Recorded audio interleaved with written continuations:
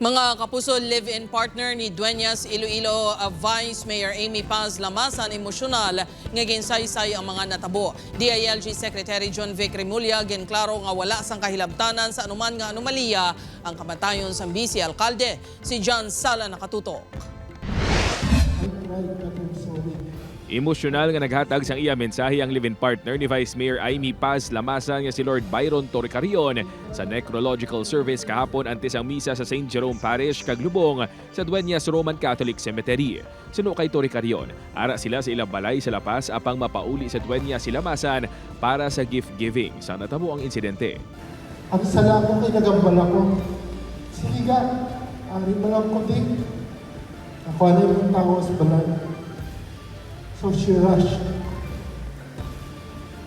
She rushed on that day and accident happened.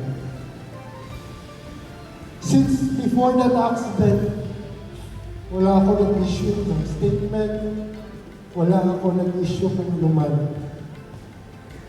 Because I don't want it to be self-serving. You may judge me whatever you want. But don't judge the sincerity and the love of I miss inyo.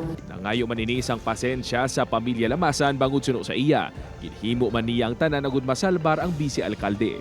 Ulit sa ulo ko, kung gibugan ko lang siya, hindi maglakad, hindi mag-crash. When the accident that happened,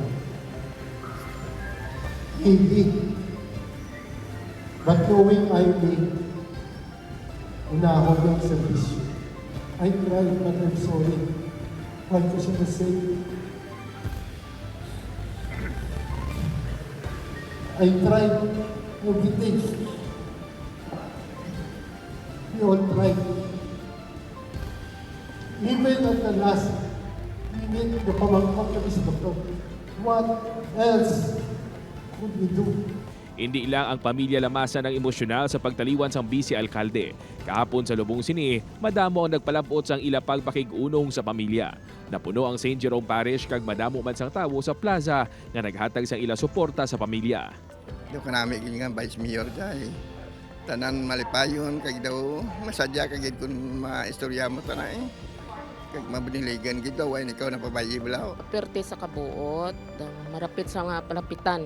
Mahapos kag marapit palapitan nga daw ay lang singgap nga as Vice Mayor tana ikaw timo lang. Tama ka alwan nga klase ka Vice Mayor. Madamo ang nagalapta nga mga huring-huring sa kamatayon ni Vice Mayor Lamasan apang sa gitpatigayon nga press conference kahapon ni DILG Secretary John Vic Remulla. Iyagin panindugan nga wala sang kahilabtanan sa anuman nga mga anomaliyang kamatayon sa Vice Alcalde. Number one, si Vice Mayor ay hindi involved in any way sa flood control. Wala talaga. Number two, she's not involved in any way sa mga projects ng munisipyo at magkasunod sila ng mayor. There is no political angle. Nagapadayon sa gihapon ng investigasyon sa gitukod nga Special Investigation Task Group, apisar nga nalubong na ang Vice Alcalde. Upod kay Hansi Sharto, John Sala. 1 Western Visayas.